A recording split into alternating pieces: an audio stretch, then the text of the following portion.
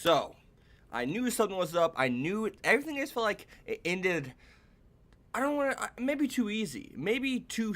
Everything went too smoothly. Maybe it's because there's no hitches within, I guess, or plot twist within, this arc's narrative. And I was just kind of like, that's a really smooth arc. I was like, is there more to it? I teeter-totted. I was like, I don't know. Black Clover hasn't showed me enough to make me really understand what it's going to be doing here, and or give me, I guess, good foresight. No pun intended for Fugo Leon in his statement about Yami. We'll get to that in a second. But I was just kind of like, what's going on? And we see this girl at the very end saying it looks like everything's about ready, and we see this black magic coming up from, in the preview for episode 24, next week's episode, just kind of come up from each corner of the kingdom.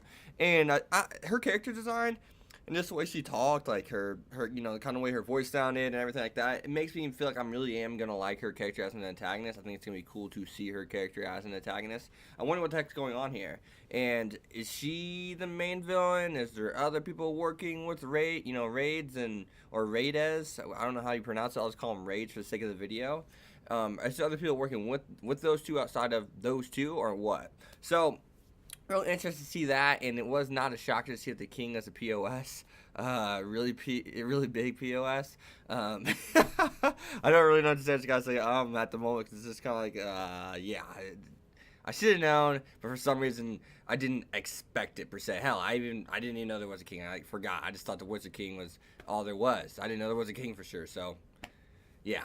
The chef scene was absolutely amazing, obviously. Anyone who saw that and does like comedy probably enjoyed that scene a little bit. Now, hopping on to like the main stuff here, I thought it was really cool to see Raids with someone who was like the number one choice, 6 years ago at the Magic Night thing. But then he joined the Purple Orcas, but then he got expelled because his magic seemed just terrifying and forbidden, and they discriminated against it.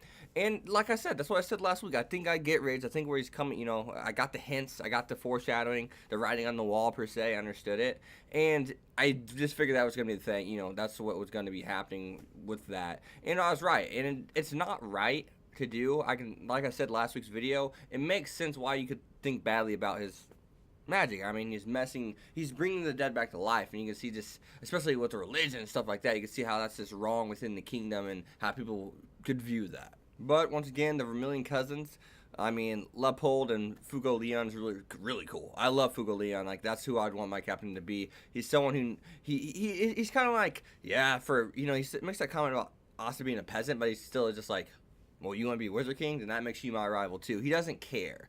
Power is power. Yes, he knows that, like, most of the time nobles are supposed to be stronger, but he does see that exception, and he even says, wow, I don't like saying it, and he says it to Asta, but Yami had better foresight than I did. He saw the potential within you. Fugo Leon seeing that, hey, you could become a Wizard King. Hey, I do need to take you serious, and you are my rival. That's why he said that to Asta. He sees what he could become, what he could become. He sees that potential is there. He sees that he may not make that, but he sees that he does truly have that desire, that determination, that conviction, that resolve, all meaning determination. But I don't know why I said them all, but I don't know. It sounded cool, I guess. But he sees that within Asta, and that's something that's really cool to see, obviously. I mean, it's just about time he got the recognition that he's somewhat special since he uses no magic and still kicks ass.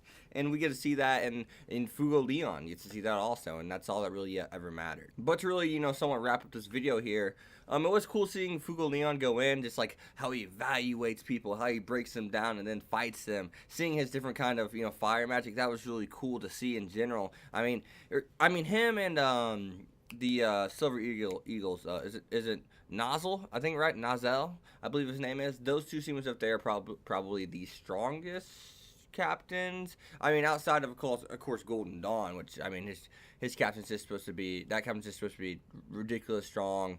We all know that. Golden Dawn is that number one squad, so you'd assume they have the number one captain. But seeing how Fugo Leon's so freaking strong, and even how Nozzle's strong, of course, we haven't seen, like, I would say Fugo Leon would beat Nozzle. I mean, even if their power level is very, very similar and very, very close, what's it matter? Fugo Leon's fire, he's ice, so he's automatically at a disadvantage. So I could see how Fugo Leon would be stronger. So, as long as they're close within power level, and obviously they are close within power level. So I'd probably say Fugo Leon's stronger, since they have, talked about, like, even the muddy water against Leopold's fire magic. He even said like I'm at a disadvantage. So we do know disadvantages in magic, kind of like Pokemon. Like it is similar, you know. What fires against water, so on and so forth, right?